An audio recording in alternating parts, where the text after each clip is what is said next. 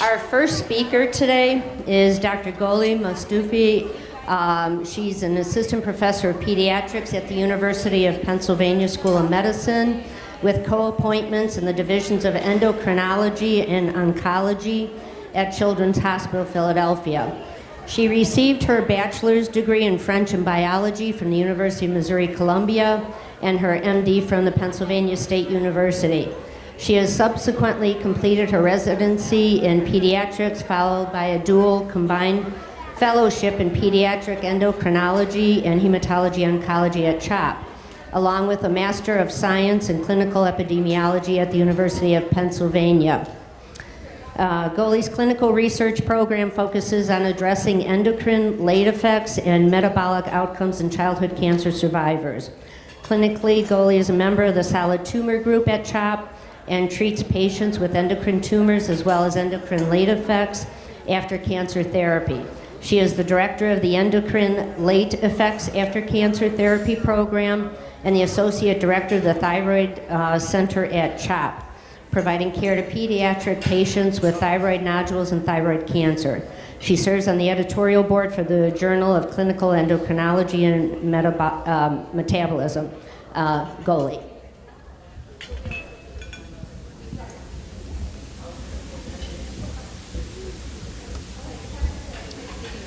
So good morning. Actually, I have the good fortune of starting your Saturday morning, and I appreciate you joining here. As Pat very kindly mentioned, I'm both an oncologist and an endocrinologist, so I say I have the best of both worlds. I get to work with families at the time of their diagnosis. Obviously, I'm on the solid tumor team, so I do interact with families at the time of the high-risk neuroblastoma diagnosis, considering at Children's Hospital Philadelphia, we have a fair number of patients for that diagnosis and disease.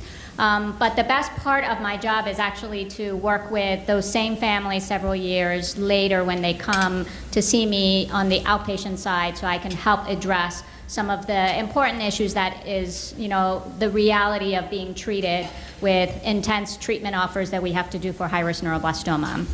So what I'm going to do for this talk is essentially give you an overview, what means to have late effects, but specifically with respect to endocrine, which is the hormonal systems. I've sort of ordered it in the areas that are more pressing and some of the questions that come up. And one of the reasons that families eventually find their way to either a local endocrinologist or at least an endocrinologist with institutions that have more experience taking care of high-risk neuroblastoma survivors, because I think some of the issues are fairly unique to our patient population, which is important to pick an endocrinologist who has comfort and expertise in terms of addressing those. Before I start, I will be very clear to say I have no conflicts of interest, but I will admit that I'm an opinionated physician. So hopefully that's okay, because clearly if you seek a doctor's advice, you would want to make sure that they're comfortable giving you an opinion. And so when it comes to endocrine late effects, at least I hope I can convey my opinion, and hopefully we'll be able to answer your questions. I'm going to start the talk actually by putting this slide that was published about a decade ago, but I think that this is a very important slide that no matter how many years go by, it still holds very true. And one of the most important things is that if you take childhood cancer survivors, and this is part of the CCSS, or the Childhood Cancer Survivor Study, and you actually look at the burden of chronic disorders and compare those children to their siblings, so again, your internal control, what you can actually see in the earlier part of the column here is that the patients who were diagnosed and treated for, actually, let me just make sure.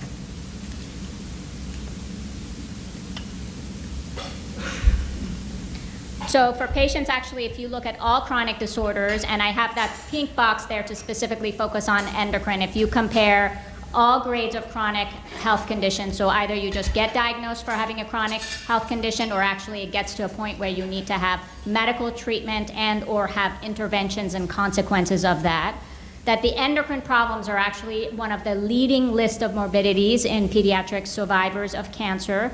I think neuroblastoma, to me, patients with high-risk neuroblastoma, survivors of high-risk neuroblastoma are the leading list of children who actually have endocrine late effects. But more importantly, if you actually look on the later side of this column, is if you actually look at the grading, which means the problem, the endocrine problem that requires a medical intervention that can certainly have longer consequences. Majority of these are, in the higher grades, and it's up to 6-fold higher. So again, a lot of these children, compared to their siblings, if you look for genes, etc., it's not that it's your family history that's putting you at risk for diabetes or thyroid problem. It's really as a consequence of the treatment. And I think that this is another slide that sort of highlights overall, if you actually looked at common hormonal problems that endocrinologists will treat. So whether it's an overactive thyroid, an underactive thyroid, thyroid-related problems with nodules, with thyroid cancer, obesity, as well as diabetes, just if you look at survivors as a whole compared to siblings, other than obesity, given the national trend and rise in obesity, but all the typical other common hormonal problems like the thyroid-related issues and the diabetes are higher in cancer survivors. But there are a group of cancer survivors that we actually call high risk, and that is the yellow squares if you look at. And so a survivor of high-risk neuroblastoma would be considered a high-risk survivor based on the type of treatment and exposures that they've had. And as you can see here, across the board, all the at least common hormonal problems that you can compare to siblings is much higher in this patient population. So I think I just want to kind of give you an overview that overall endocrine problems or hormonal problems are real. It's more than what actually would be compared to the general siblings, even if those problems are prevalent in a particular family, but it's important to just make sure that these are recognized and treated early. So what I'm going to spend the rest of this talk is actually give you some information about growth disorders. Growth is one of the #1 challenges that high-risk neuroblastoma survivors will face, so we'll spend a little bit more time on that. Then I'm going to go into thyroid dysfunction, because even though we no longer give something called total body radiation, that was sort of the older era of treating high-risk neuroblastoma, where some of the older survivors are still dealing with consequences of that, being treated even with the newer regimen certainly puts you still at risk for thyroid-related disease. We're going to talk about puberty, the challenges for puberty, as well as just overall gonadal function, what to sort of expect, particularly as a parent when you have a younger child. What should I expect for my child compared to their peers? And then I'm going to touch base on 2 of the other more important topics that have not really gotten a lot of attention but are starting to be more at the forefront of research that are getting recognized as we're starting to see our survivors entering early adulthood and facing some of these problems that we don't typically associate as prevalent in survivors. So one of the things that I always tell every family who comes to see me, and one of the most common reasons I either have a colleague in oncology who refers a patient to see me, or I have families who come from other areas in the country to want to get a second opinion, and they've been followed by a local endocrinologist. But in general, growth is one of the most challenging issues in a patient. And a lot of it actually occurs at the time of treatment. So high-risk neuroblastoma is not a simple tumor to treat. It entails a lot of different regimens combined, fairly intense, so it certainly has its challenges with respect to nutrition. And just in general, when the body is sort of handling the consequences of cancer therapy, the growth is not uncommon for it to be very abnormal during the treatment. But some of the challenges that children face even when they reach survivorhood is that the growth-related problems do not solve. So what I tell families is you will not have, unfortunately, a time of catch-up growth, and overwhelming majority of high-risk neuroblastoma survivors will not reach their genetic potential. So I think that that's a reality that is one of the first things that I always discuss. It's important to understand and appropriately address growth-related problems, but sometimes despite everything that we do, the reality is that the treatment itself will really compromise growth overall. So genetic potential may not necessarily be something that can be easily achieved, and this is a little bit different than some of the other cancer survivors. So for example, bone marrow transplant or some even brain tumor survivors, etc. Some of the treatment responses, if it's done appropriately, sometimes you can actually get that child to genetic potential, but overwhelming majority of neuroblastoma survivors will not, and I will give you some information in terms of what are some of the theories that that may actually be the reason. But some of the factors that I've listed here, I said there's confounding. So there's a lot of factors that kind of come together. So it's the disease itself. We talked about the nutritional status. We talked about some of the intensity of the treatment, including chemotherapy. Spine radiation actually is very critical. So most high-risk neuroblastoma survivors who have primary disease within the abdomen, i.e. the adrenal gland, the spine will get exposed to radiation as part of local control, and so that will certainly have an effect on the growth plate of the spine. It's not something that's very obvious when you look at the adult of a survivor of high-risk neuroblastoma, but actually when you do measurements, you can see, and I will show you a slide to give you a better visual of what I mean by the spine growth.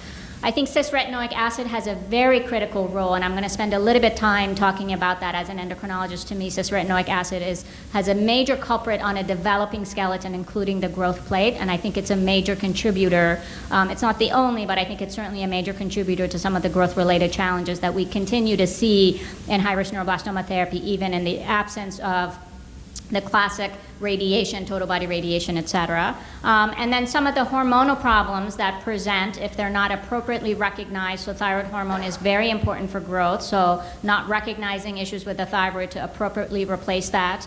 If a child is going through puberty earlier than what is intended, and likewise if a child is not at least going through puberty at the time that it was intended, a lot of these will have a negative impact in terms of how the body in general, even if it has the same intact machinery to make its growth hormone, it will be impacted because pubertal hormones play an important role.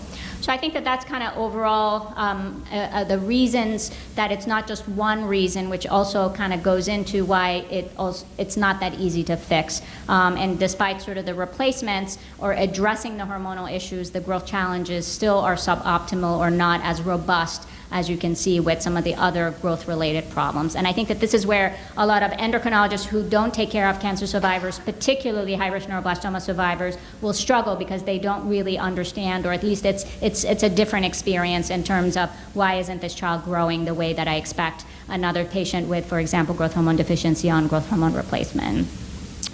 So one of the things that's important to highlight that even though we don't have total body radiation as part of high-risk neuroblastoma treatment regimen, anytime that a child gets cranial radiation, so if you have, let's say, skull metastases, or if there's orbital disease that the physicians up front need to introduce radiation as part of the treatment regimen to, for example, preserve your vision, the child's vision, if the pituitary gland is exposed to radiation as a young child, that's a big risk factor for not making growth hormone.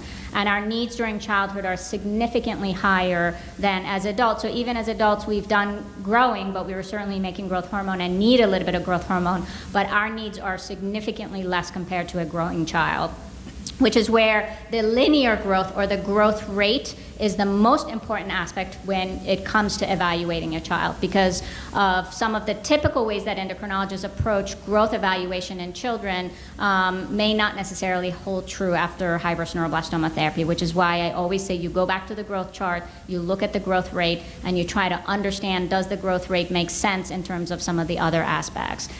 The very important thing that will also contribute to continued abnormal growth is poor nutrition. I don't say this in a negative way, but when you actually look at a child's growth rate and you look at the weight gain even years after therapy, and the child's weight is way less than the third percentile, there's minimal weight gain between visits if I'm seeing them, or at least across a certain trajectory of time.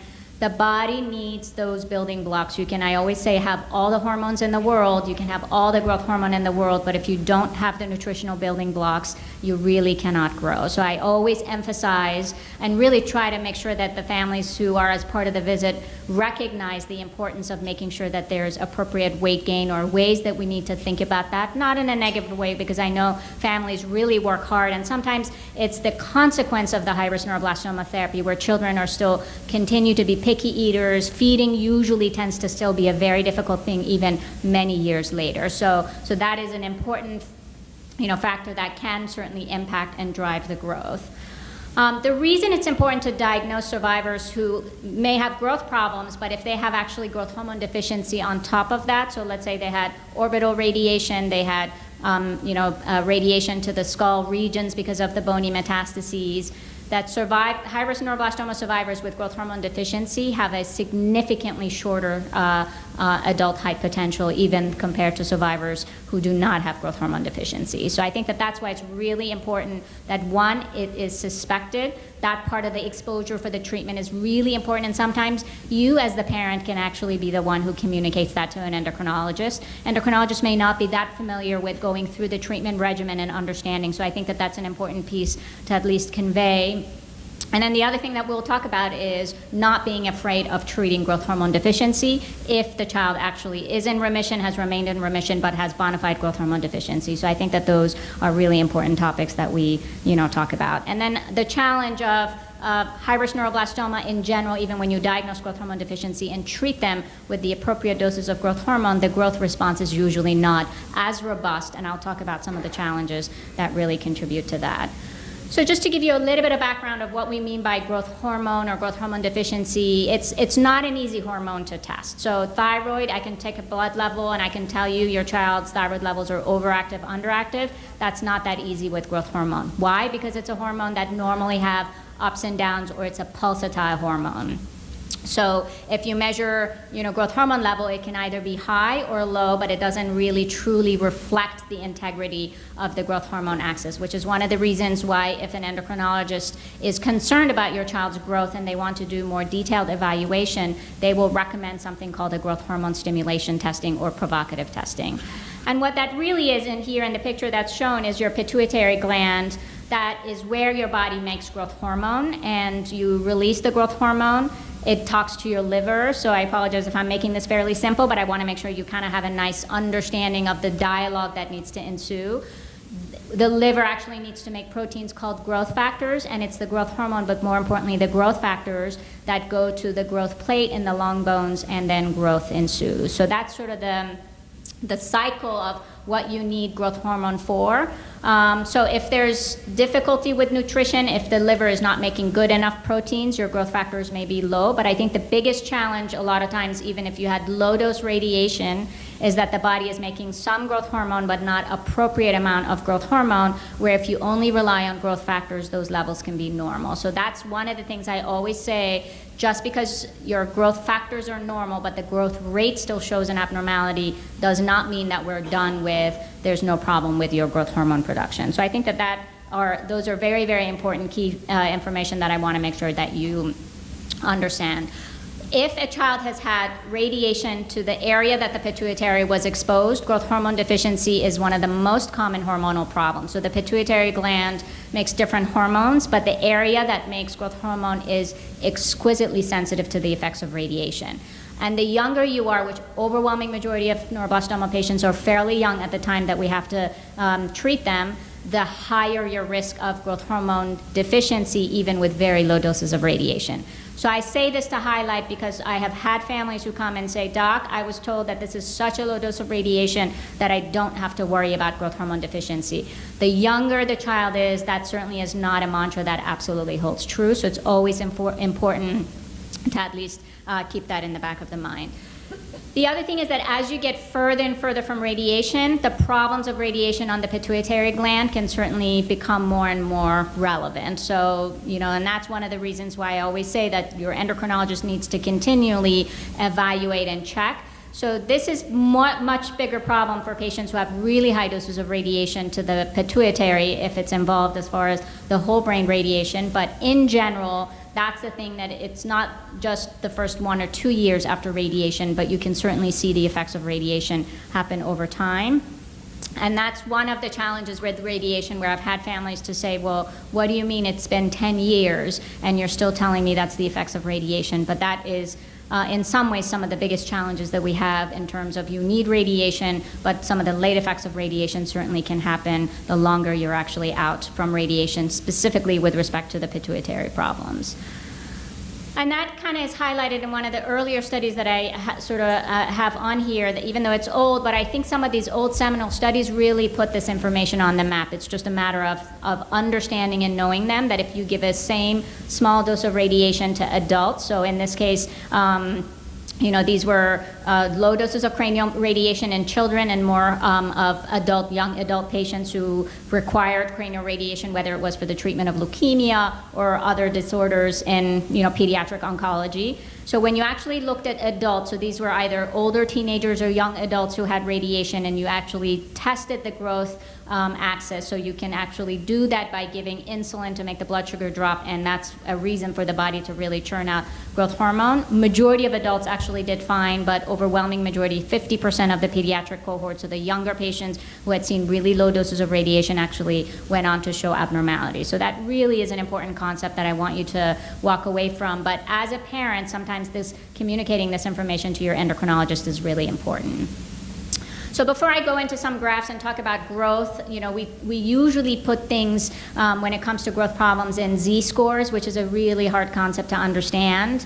But I just want to show this curve so you can kind of understand what a whole concept of Z-score means. So this is the bell curve, the normal distribution. So someone who has a Z-score of 0 is at the 50th percentile. So when you say the average Z-score for height in this patient population was at 0, which is what we expect for healthy controls or normative population to be, so that on average it's at the 50th percentile. But when that Z-score is actually in the negative range, that tells you, for example, on average, these individuals may have a height that corresponds to the first percentile. So I just want to give you this information for background, so as we go through some of the other slides, because I really want to make sure you understand the challenge of high-risk neuroblastoma with respect to growth and short stature.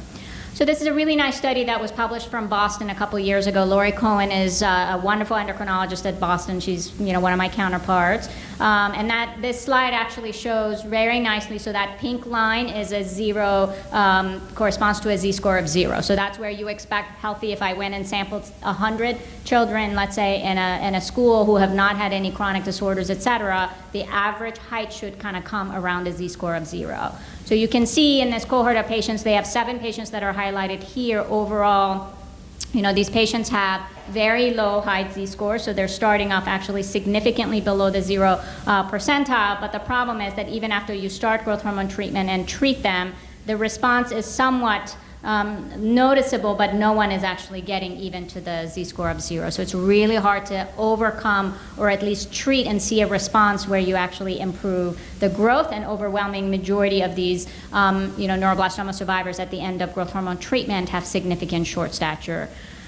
And I kind of want to highlight to say, I earlier mentioned cis-retinoic acid, and this is one of the studies that we recently completed and published at CHOP, and I kind of want to make sure you understand what I talk about the concept of the growth plate and some of the impact that potentially cis-retinoic acid or Accutane can have. So this is a normal growth plate. You see how everything's so nicely organized, the architecture, everything's kind of lined up, and that's really important. That's one of the responses of the growth hormone to the different cells there, the chondrocytes, so then they will basically divide, and that is sort of how the growth responds. And this actually really increases during puberty. So during the time of puberty, you release a lot of growth hormone, so that response is really important to see. And then if you use this imaging modality through a special type of MRI called diffusion tensor imaging, as you can see, this is a normal child going through puberty. Do you see how these nice, very tall blue lines? So that's what a normal growth rate should look like. And so this was a study that actually started based on using DTI as a growth biomarker, essentially first in healthy children, but we actually applied that to high-risk neuroblastoma survivors to see, given that there's so many challenges in growth, what is the integrity of the growth plate? So what we know in normal patient population, so normal healthy children, this track, those lines, those blue lines, these tracks, the shape of the growth plate actually peaks around growth spurt.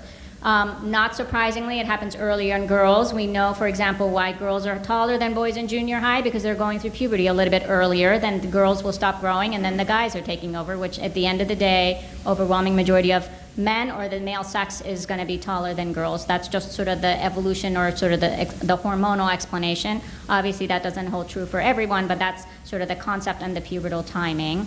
And the reality is that if you are genetically destined to be taller, you make higher amounts of growth factors, and actually when you look at that on an imaging, you can actually see higher tract volumes.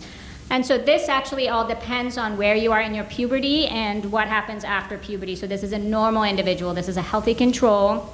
But as you can see, it's really peaking during the stages of pubertal development that are translating to, not just the changes that the body is going through, but what we as the endocrinologist will expect to see, the peak height velocity. And then after you finish growing, as you can see, there's hardly any of those tracks. So this is not a phenomenon that's really active either during really early infancy, but more importantly during late adulthood after you fuse your growth plates and you're done. So the interest really was on cis-retinoic acid. Why? Because there are, we obviously know cis-retinoic acid is a very important component of, neuroblastoma therapy. And for me, what was always interesting is after we took out total body radiation, so CHOP was an institution that was very heavily invested in total body radiation. So my clinic clearly was very, affected by that, the number of patients that I saw. And then after we removed total body radiation, which is now close to a decade ago in 2008, lo and behold, my clinic is still filled with patients with high-risk neuroblastoma therapy that still have challenges with growth. And kind of it brings up, could there be other components of the therapy that really are unique to cis-retinoic acid? And some of the other types of cancer, like juvenile myelomonocytic leukemia, where we also give cis-retinoic acid, you start to see some of the common, growth-related challenges and lack of response to growth hormone. So we know already that cis-retinoic acid can advance your bone age. I always tell families that's the double-edged sword. So your bone age is the clock that the body uses. So when you have an advanced bone age, that means you have lesser time to grow. So if you are 10 and your bone age is 12, your body is going to use that as a clock, and you're going to start puberty based on that clock, which means, again, lesser time to grow. And that's different because patients who actually have problems making growth hormone have a delayed bone age. So that's a little bit different, but we clearly can see, even if it's not a growth hormone related issue, some of our patients actually have bone ages that are advanced by 4 years. So that's a really important thing to kind of think about. And there are clearly studies that have shown, even in the, in calves, this was recognized in sort of the husbandry industry, where they gave a lot of vitamin A to the grains, that these calves had a very strange way of growth with their hind legs shorter, which was then subsequently termed as hyena syndrome. And eventually it was recognized that their growth plates on the lower legs were fusing prematurely because they were getting a lot of vitamin A. So this is at least some of the earlier interests of what impact the cis-retinoic acids can have on the growing skeleton, which to me is one of the hallmarks of a neuroblastoma patient, is a much younger patient than, let's say, an older teenager, where you give Accutane or cis-retinoic acid for acne. So this was the study that we undertook at CHOP. These were young patients that we wanted to make sure they were in puberty, so we could look at their growth plates and really make sure that they were not done with pubertal development. So we actually focused on a smaller number of patients that met this inclusion criteria, and then we recruited healthy controls. So if you were a white male, we recruited a white male control. If you were a black female, we recruited a black female, because it was really important to make sure that we controlled for all the effects of sex, race, that a lot of those can have, impact on growth. What I'm going to actually have you look through here is just sort of, this is based on the pubertal development, so majority of these patients were early until or mid-pubertal. But look here at the weight and the height. So when you actually compare, neuroblastoma survivors, significant short stature. So look at the height Z-score, median or mean height Z-score of almost -2. So these are patients who are at the first percentile. So the average of these 20 patients, significant short stature in these patients compared to normal, population. And then also the same thing with the sitting height. If you look at that, also the sitting height, which is again the effect of radiation on the spine. So those are really important things. But when you look at the BMI Z-score, so your body mass index, so in general, high-risk neuroblastoma patients are usually fairly slender. They're short, so that kind of BMI trajectory may not necessarily show itself, which is why I usually don't like these ratio-derived ways to look at some of the important impact of treatment. So, but the BMI Z-score doesn't necessarily really highlight the weight and the height Z-score deficits that we see in patients. And again, here's some of the data that, as you can see, the yellow is the cases, the neuroblastoma patients, and then the control. So that's basically the length of the growth plate tracks, and then the track concentration, particularly in survivors who actually were also being treated, whether they were on growth hormone or just looking at their height Z-scores, and there's a nice correlation. So especially, the blue patients are the controls, but in the yellow patients, the patients who are on the, the higher have higher tracks are also the ones who are much taller. So again, the integrity of the growth plate, at least based on this imaging modality, is telling us that the growth plate is not as normal in high-risk neuroblastoma survivors. Now, I don't have a way to show as a cause and effect. This is several years after neuroblastoma therapy and cisretinoic acid, but at least it's one of the things to say, why is it that these patients are not responding to growth hormone treatment?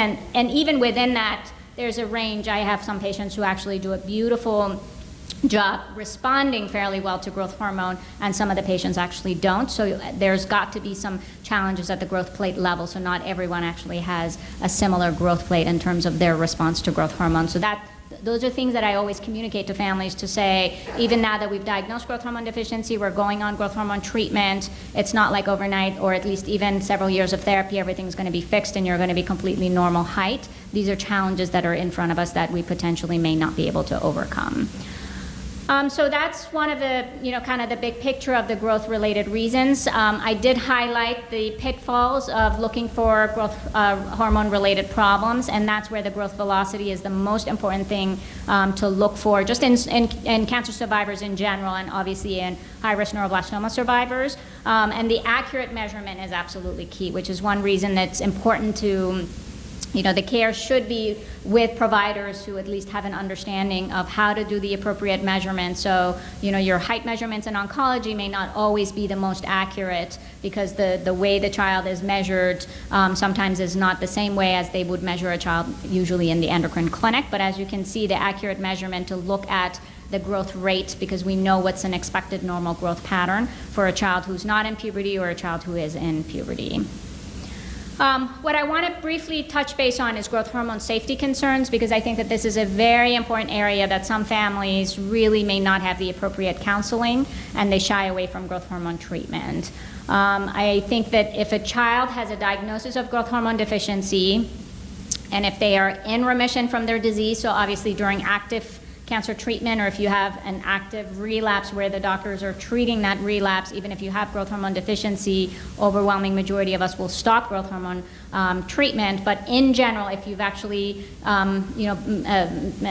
achieved a successful remission from the neuroblastoma therapy, shying away from growth hormone treatment because you are worried that that's going to make the cancer come back is actually very, there is plenty of data at least, and I'm going to show you some slides to really confirm. And that's one of the most important things that I usually have the opportunity to counsel families when they come for second opinions, because I have seen, unfortunately, growth hormone therapy withheld from a fear, or at least the counseling has not been appropriate. So that's one of the things that, under the appropriate circumstances, I think it's really, really important. Why is it? So there was earlier literature that talked about, adults who had tumors that made a lot of growth hormone who had much higher risk of having colon cancer. There was an early Japanese study that talked about pediatric patients who were treated with growth hormone were at increased risk of leukemia. Unfortunately, that study was never replicated, and a lot of the safety study, even with the growth hormone pharmaceutical companies, do not at least look at, they have not been able to support that.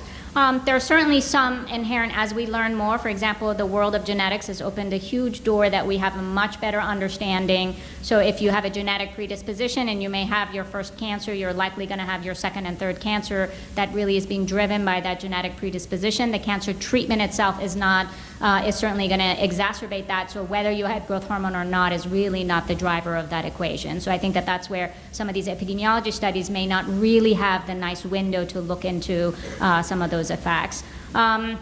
And then, a lot of the studies in the adult world that have looked at prostate cancer, colon cancer, and looking at growth factors, usually it's a discrepancy. So there are two growth factors. We have IGF-1 and IGF-BP3. They sort of work hand in hand, and I say IGF-BP3 is kind of the older brother that keeps you in check. So if you have really high IGF-1 and really low IGF-BP3, which is what in a lot of these adult studies that have showed are the, at least more prevalent in those kind of adult cancers, but when you treat growth hormone, both of these growth factors are actually increased appropriately, and that usually really takes the, the actions of the IGF-1 into consideration or in check. So this is a study that actually was done by Dr. Charles Sklar, who was an endocrinologist in Memorial Sloan Kettering. Chuck actually retired. He's a wonderful mentor. I have really appreciated working with him, as well as, from a research as well as clinically. But I think this was one of the most seminal contributions that Chuck actually made to the literature and the endocrine field, was really looking at childhood cancer survivors, with confirmed diagnosis of growth hormone deficiency treated with growth hormone compared to survivors who did not need to have growth hormone treatment. And as you can see here on this curve, whether you had growth hormone treatment or no growth hormone treatment, there was no increased risk of cancer recurrence. And I put that in the pink box. As you can see, there were certainly a large number of neuroblastoma patients, within this cohort. So really important to understand that the primary cancer, if it's in remission, whether you treat with growth hormone or not, there is no increased risk from just growth hormone alone for your primary cancer to return. So I think that there are plenty of studies who actually have shown this. I'm showing this study because I really think it was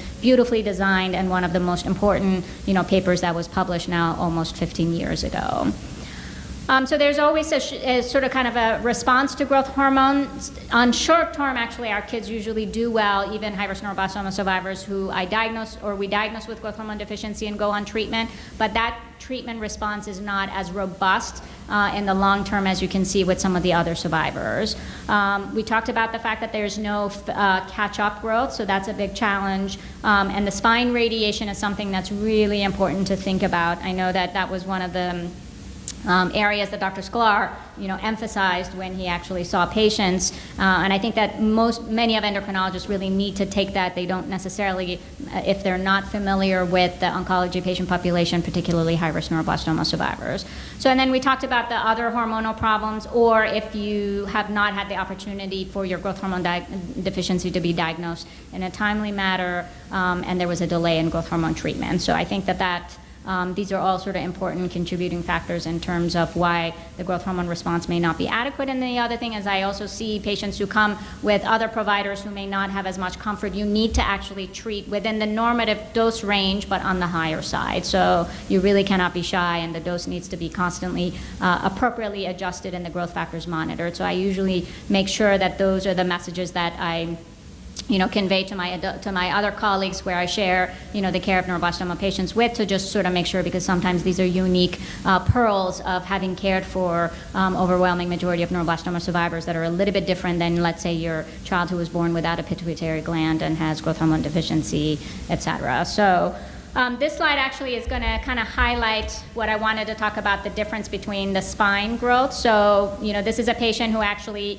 was diagnosed with growth hormone deficiency. He actually had an earlier pubertal development, so was treated with something called Lupron that stops your pubertal development, and then eventually was allowed to go through puberty and then finished off the final height. So that kind of is the overall height trajectory, and when you plot that patient on the growth chart. If you separate the height, which is sort of your legs compared to the total height, as you can see, the leg length is actually significantly lower. So that really is, the leg length is normal, but the spine height, so the overall height is significantly lower, which really highlights the impact of the spine. So the spine, especially in boys with the effects of testosterone, has a big component of the overall final height, and that's when you measure the sitting height, you can see those differences. That's something that we cannot undo, or the treatment with growth hormone, even if it's done at the appropriate time, cannot really undo the effects of that radiation on the growth plates on the spine. So I spend more time on growth hormone because I think that is a huge challenge that majority of high-risk neuroblastoma patients face. It's a big problem for parents. It continues to be a significant challenge emotionally, also for adult survivors who at least feel very different compared to their peers. So I wanted to make sure at least I spent a little bit more time compared to some of the other areas from a hormonal standpoint. So thyroid dysfunction. You can have a variety of flavors of thyroid-related problems. So the most common is an underactive thyroid, so that's called primary hypothyroidism. You either have a direct damage to the gland, so this is where MIBG, remember those SSKI drops, which majority of families will obviously admit it's a challenge, they hate it.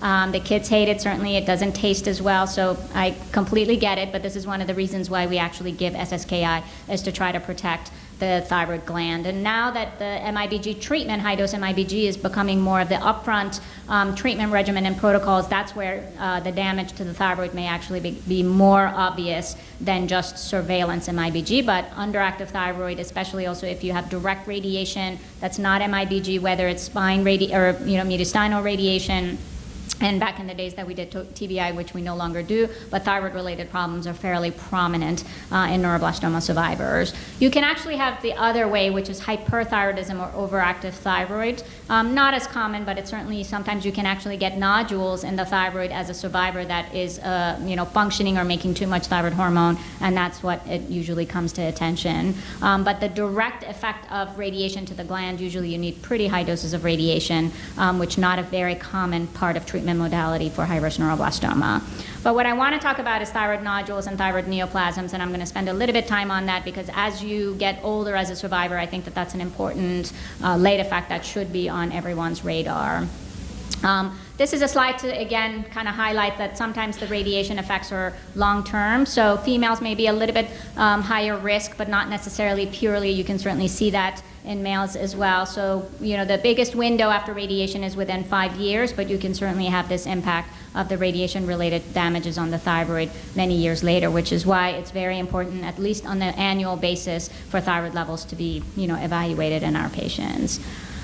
So this is a study that actually looked at overall incidence in cancer survivors of thyroid carcinoma or thyroid cancer, and and then on this, slide actually here on this side of the panel is taking survivors and basically dividing them up based on the radiation exposure. And as you can see, actually, the blue line is a group of survivors who have lower doses of radiation. So a lot of this is to highlight, to say that what you're more at risk for having thyroid cancer as time goes by from radiation is if you've had lower doses of radiation, not higher doses of radiation. One of the things that we're starting to recognize is, again, high dose MIBG. What we need to understand is the older those patients get, the risk for thyroid cancer is likely similar in those patients. We just don't have the numbers to show that. I think the Dutch certainly have had that one publication on that, but the numbers are not high enough. But I think that that's an area that we at least need to keep in mind. So in terms of thyroid cancer, I bring this up just because it generates a lot of anxiety, but I just want to at least put it out there so you understand and kind of not necessarily fear that I'm bringing up the world of another cancer. But differentiated thyroid cancer is actually a very treatable disease. It just needs to be appropriately recognized because it's predominantly a surgical disease. So the type of cancer that you can get either after, for example, MIBG treatment and or radiation years down the road is something called differentiated thyroid cancer, which papillary thyroid carcinoma is the most common. And majority of times, actually, thyroid cancer presents as just sort of a bump in the neck that comes to attention. It tends to be completely asymptomatic. And it's the same thing also in survivors. So if you had cancer therapy and now you're in your 20s, you're not going to present with thyroid cancer any differently than the general population. And a lot of our lessons we actually learned from Chernobyl and some of the environmental radiation exposures that really taught us, especially the younger patients, were at much higher risk for developing thyroid cancer. And so it's really important to at least think about ways to look for that. So there are some centers who are very much in favor of looking or using ultrasound for doing surveillance of the thyroid, and there are some centers who are not necessarily in favor of that. I do agree that if one is proposing to do a surveillance, you need to have physicians who are comfortable with making decisions about what they find. So you don't necessarily want to biopsy every little nodule that you find because not every nodule is actually malignant. So I think that those are very important factors, but at the Children's Hospital of Philadelphia, in my clinic, we actually use thyroid surveillance. It's one of the important modalities because there are times where you can actually diagnose thyroid cancer at a much earlier stage before it actually comes to a point where it's palpable or it's picked up on physical exam. And I think to me it makes a bigger difference in terms of the surgical outcome, and mortality is not something we usually should judge thyroid cancer because you will survive from your thyroid cancer. It's just more the extent of surgery that can be different. So those are at least important things, especially for survivors who are getting older. So these are the older patients, young adults. As you are transitioning care to the adult providers, I think it's a very important area that should not be underlooked, especially if you were very young and you had your high-risk neuroblastoma treatment. I think puberty is another area that's really important for us to think about. Overwhelming majority of boys actually will do fine in terms of starting pubertal development. Why? Because the testes has two different cells, one that's responsible for making testosterone The other that's responsible for making sperm are called Sertoli cell. That's exquisitely sensitive to the alkylators that we give for the conditioning regimen. So most boys who go through the conventional, neuroblastoma treatment with high alkylators as part of the transplant conditioning regimen will be infertile. So that's the effect of the chemotherapy treatment on the Sertoli cells. But the Leydig cells are functional. So most neuroblastoma patients, survivors of high-risk neuroblastoma who are male, can go through pubertal development. But about a third of the patients actually sort of don't make it fully to the final stages. So I kind of use the analogy to say the train leaves the station, but it just never gets to the next station. And so those are the reasons why you need to follow the patients and just make sure, do they really fully mature and virilize, or eventually they, as adult, they need testosterone replacement to make sure that those levels are appropriate within a normal range. I think the ovaries are a little bit more challenging. I think the guys in the audience hopefully will agree everything gets more confusing with women, and it's the same thing. The ovaries are also the same. And for the girls, I think the pubertal development is also challenging. So the younger the ovary is, they're a little bit less resistant to the effects of treatment. So you may actually document chemical damage of the ovaries by blood work, but that doesn't necessarily mean that the ovaries are not functional. There's a lot of effort into trying to come up with calculators and prediction models to say, if you're getting X and Y and Z as part of the treatment regimen, what is your risk for ovarian failure? Some of those have still not really kind of been put to clinical use to see if it actually makes helpful decisions. And the other challenge is that even if, as a parent, you are given the information for your 3-year-old child, there isn't a whole lot we can do at age 3 in terms of fertility preservation. So there are a lot of studies that are still clearly from a research base, which is why it's important for us to at least have some ways to try to risk stratify, because I know for parents that still continues to be, years after treatment, very distressing for survivors for the first time, where they actually have the emotional maturity to understand, even if they were very young at the time of their diagnosis, it certainly has a negative emotional impact. So I think the puberty and the fertility are separate. I always say, as an endocrinologist, I can fix the puberty. That's very easy. So even if as a boy you're unable to go through puberty, or you're just not finishing puberty, I can give you testosterone. Same thing for the girls. If they're not developing, breast development, not going on to get a period, or sort of get things started, but just really don't go on to get a period, etc., that you can certainly address that by hormonal replacement. It's just the fertility that's completely different and can be a challenge. So I think that this sort of also highlights, in terms of after cancer therapy, it's not just radiation, but it's also chemotherapy. So the radiation part is not as prominent, but for girls it is in high-risk neuroblastoma, because the gonads are internal. So depending on sort of how much radiation needs to happen to the primary, tumor, so sometimes the effects of that can be, impacted on the ovaries. But usually, at least if the contralateral ovary clearly is not in radiation field, you certainly have some, it's not an absolute failure that's going to happen even if there was abdominal radiation. But that's the challenge in terms of, you have to think about with fertility as well as the hormonal production. And I think that this slide tries to put this in some semblance of organization. It's really challenging. It's certainly not as straightforward and clear cut, for example, as the thyroid-related problems.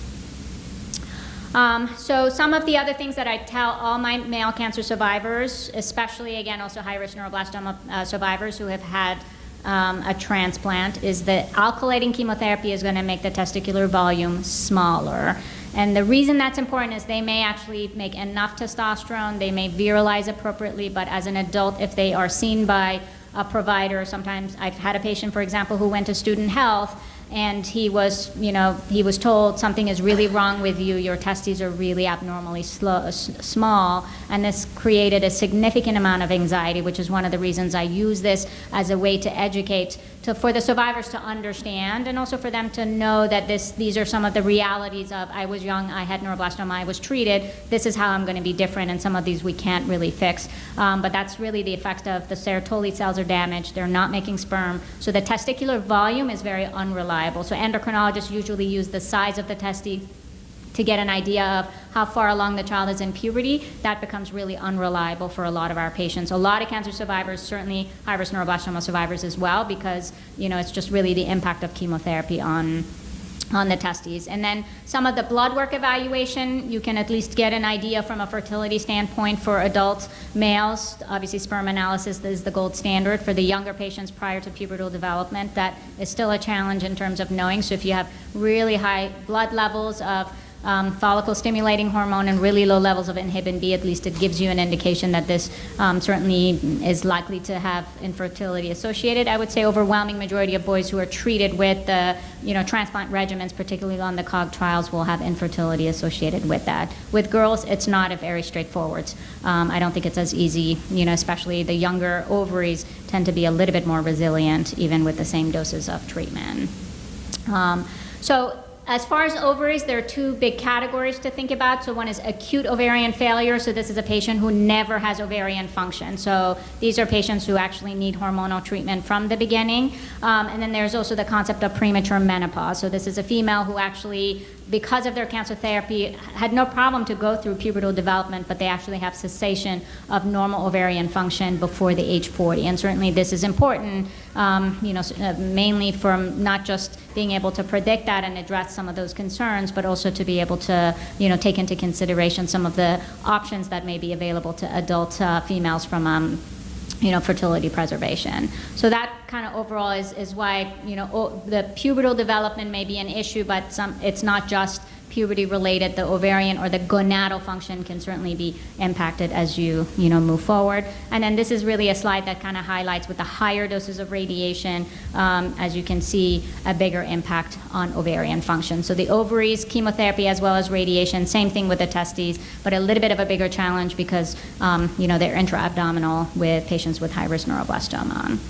So I'm going to touch base on diabetes because I think that this is a new concept that is coming to attention, and the mechanism of exactly why children who were treated with certain types of regimens and high-risk neuroblastoma survivors fall into that group are at risk for getting diabetes.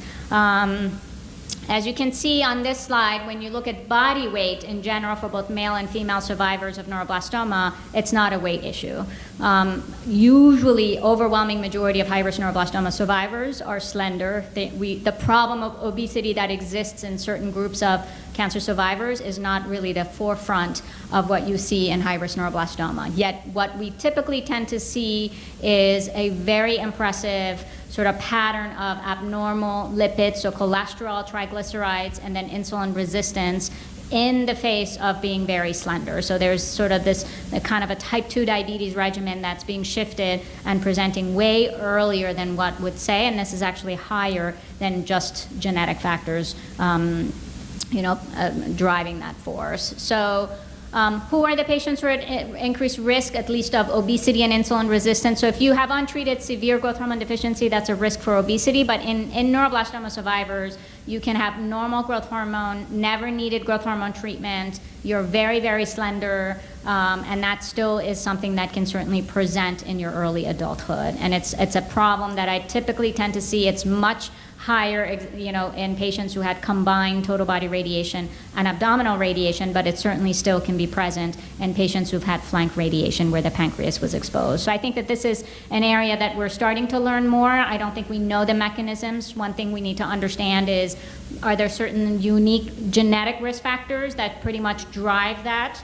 So you're a cancer survivor, you happen to be a neuroblastoma survivor, you have that particular underlying genetic risk that puts you at risk for diabetes, or it's the genetic risk, but more importantly, it's the types of exposures. You get abdominal radiation that really then pushes you over the edge. So I think that that's where having some of these prediction models is helpful, because what we really need to understand is intervening way earlier before the obvious ways clinically when you diagnose diabetes. So I think that to really improve the cardiovascular, so more from the blood vessels, heart, because all of those we have to think about as a survivor is a little bit higher risk from a damage standpoint from their treatment. I think that this is why we need to understand diabetes a little bit more. And this was a study also by Laurie Cohen from the same paper that I alluded to earlier, and as you can see in high-risk neuroblastoma survivors, sort of the gray box where they kind of did the normalization curve. So that's the hemoglobin A1C, which is what I say a poor man's way of checking for diabetes. It's a really poor way for screening for diabetes, not in a negative way for this paper. I'm just saying that that's what we use in the general population, but that does not hold valid really in the cancer population, particularly even in high-risk neuroblastoma survivors. I think by the time you actually have a hemoglobin A1C that starts to become abnormal, a lot of the underlying abnormalities have been there for a while, which is why I think we need to get better screening ways to diagnose diabetes and understand the mechanism, because that's how you can really target treatments that are preventative.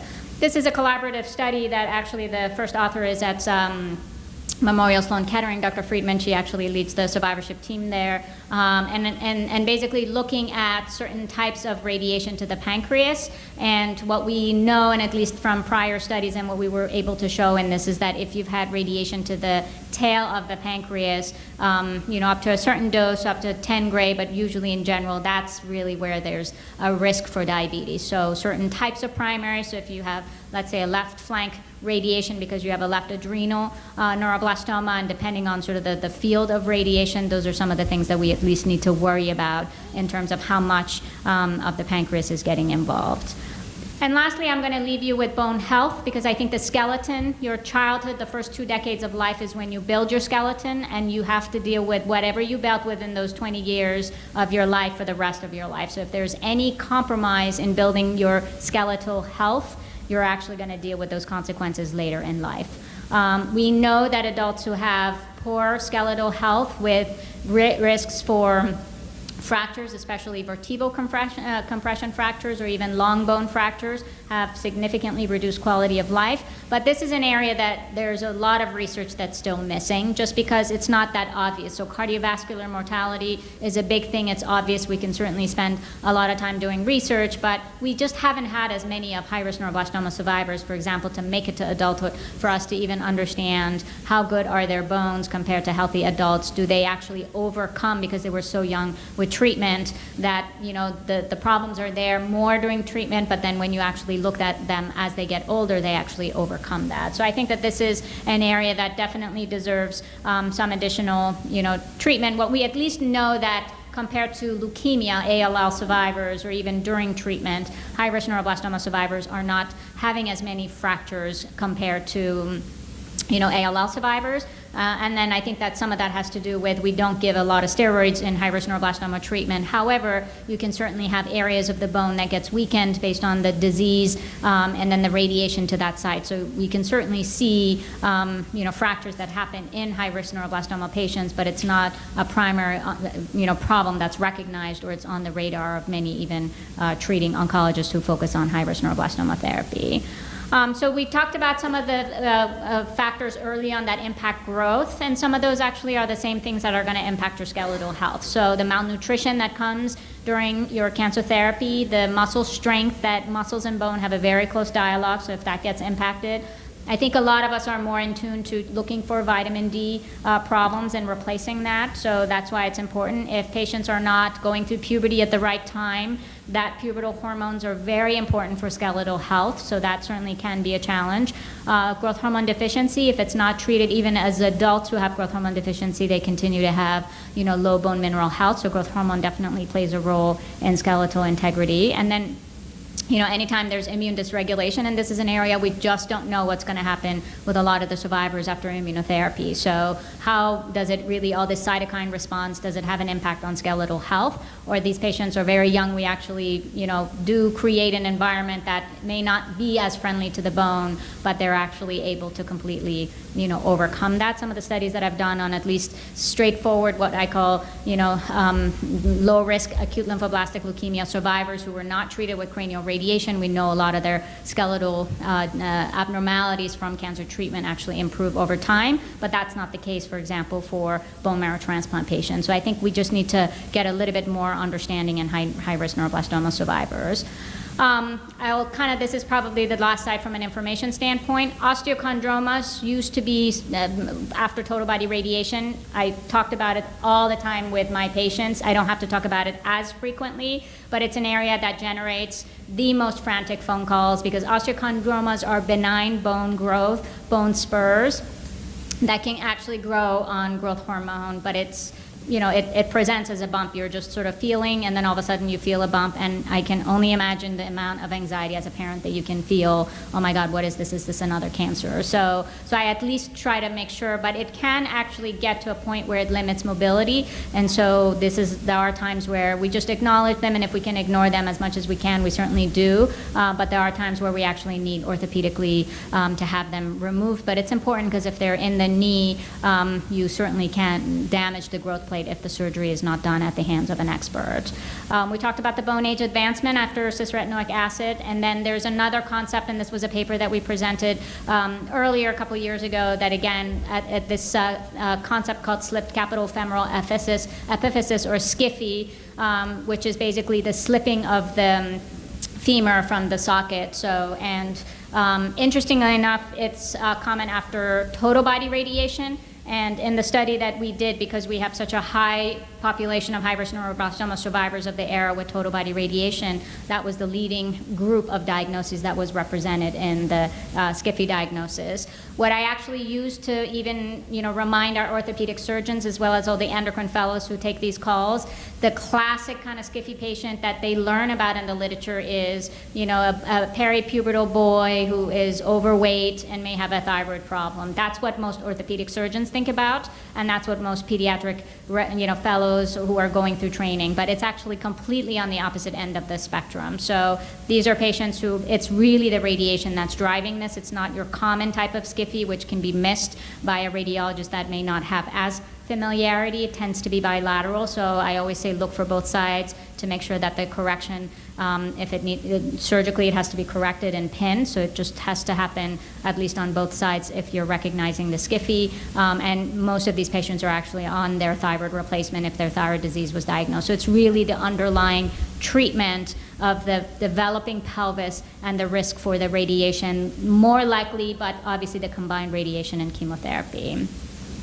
So I think I gave you a whirlwind of everything from just overall growth-related problems, thyroid disease, gonadal, pubertal problems, and then metabolic-related abnormalities, and kind of finished with bone health. So I just wanted to make sure that you had an overview of all of the issues and understand that a lot of these late effects are the reality of being a high-risk neuroblastoma survivor. I think needing an endocrinologist and having an endocrinologist part of care is recognizing and appropriately treating those. I'd like to actually meet families early on so I can spend time for us to go through things over and over, but over a span of time, because it's very overwhelming when I see a family for the first time to kind of unload all of these, health-related issues, but it's important for us to really be able to focus on these are the more important issues that we need to think about and kind of paint the picture of some of the things we need to think about down the road, but on a continuum to really address that. And my goal really is to make sure that even if I meet a child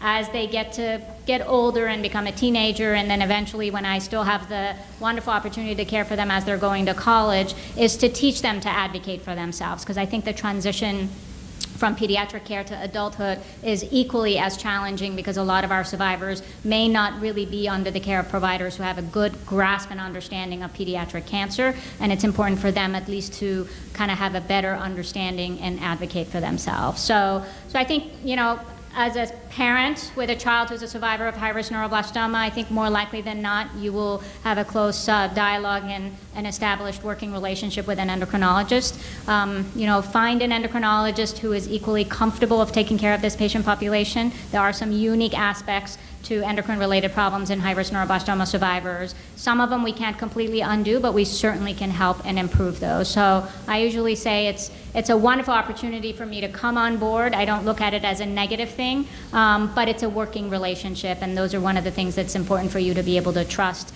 the physician that you are addressing, and making sure that a lot of the hormonal issues are addressed. Because at the end of the day, if the hormones are your friends, and if they don't work, they can certainly make your life a little bit unhappy. So with that, I'm happy to answer questions. If you certainly, I'll hang around. I know I took a lot of the time, so there's not much time for answering questions. So I think I'll let Pat guide in terms of what she wants. But can I make it real brief before I leave? So a lot of you have a piece of paper on your table that is a study that's the LEARN study that we are It's sponsored through the Children's Oncology Group that we're a part of. I'm actually the endocrinologist part of the study. Tara Henderson and Lisa Diller are the principal investigators. So this is really trying to better catalog the late effects of high-risk neuroblastoma survivors. So if you have any interests, I really suggest that you actually think about and give us a call. We'd love to see if you meet the eligibilities to be part of the study. We're pretty much about 2/3 of the way through and have done a great job in terms of being on target with enrolling our patients. So that's at least one of the pieces of the paper that's on your tables that you can use for better information on late effects. Okay, we're going to go ahead and take one question, and then can they speak with you afterwards? Absolutely. Okay, because then after the question, we're going to go ahead and take our break because we got to switch out computers anyway. So go ahead and ask your question, Frank. I have a daughter that's 30 years old. She's been under treatment since she was 12. One of the things we did, and she was one of the first to do this, it was harvest her eggs. Mm-hmm. We think we did it too late. So my question, to maybe be helpful to the other families, is when is it the earliest time for people to maybe harvest sperm cells and eggs? I forgot. So I wish I would have been more cognizant of that. And it's one of my biggest regrets. So I think as a parent, that's natural for you to feel like it is your biggest regret. I think one of the ways that I could at least offer, if it's, I don't even know if it's reassurance is the right word, but the biggest challenge actually we have is the prepubertal harvesting of eggs and being able to maintain them until they can be utilized at a different date. So when a mature woman actually has their eggs harvested, and if you actually freeze them as embryos or even post-maturity, that's a much different sort of lifespan where those eggs will survive versus if you take a 10 or a 12-year-old. It's still very much research related. We don't have good protocols. We don't have ways to know that even the risks of, or at least going through the risk, because a lot of times they have to be harvested surgically, and whether those eggs are even going to survive. So I think that's the biggest challenge. My question would be then, when would they be earliest time for them to be available to even consider harvesting the eggs, and then for the males, the sperm? So I think I'll answer the males because it's a little bit more simple. So if a boy has gone through puberty and they can make sperm, every male should have sperm banking. So I think that every oncologist, they should be aware to offer sperm banking even under the most urgent cancer presentations where you have to activate chemotherapy urgently, at least in a boy who has gone through pubertal development who can make sperm.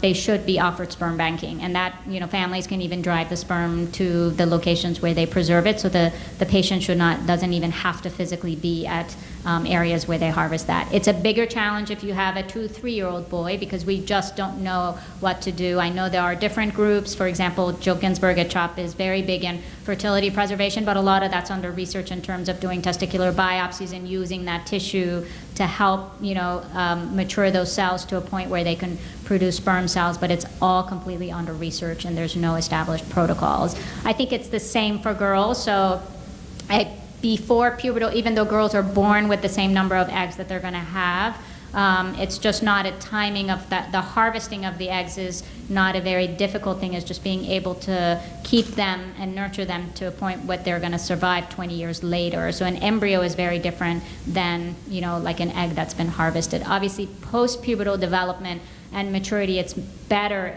than prior to, but still, even if a 17-year-old just harvesting their eggs, in no way is it going to guarantee that they're going to be able to utilize those eggs 100%, that it's going to be available when they're in their 30s. In terms of age, when would you say that even the possibility of consideration for harvesting for the males and the females, when would that age group? So I think for boys, it's usually average boy starts puberty around 12. So I think a 14, 15-year-old boy who is obviously gone through puberty or at least is showing signs of pubertal development, that boy should certainly be able to give sperm. But like everything, they just need to be evaluated to make sure are they pubertal enough.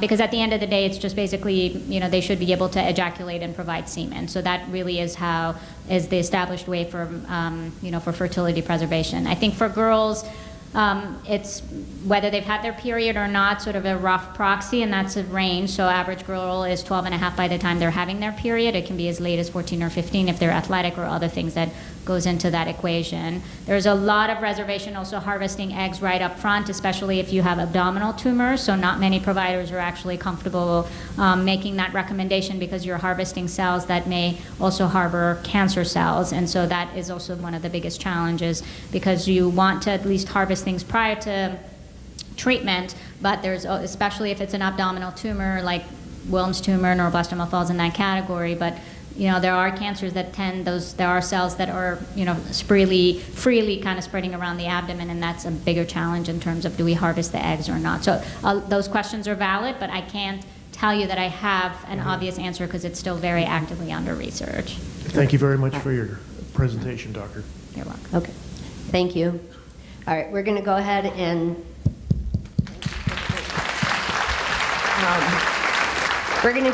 take our break now. We're going to switch out computers, so there's some snacks in the back room there. Thank you.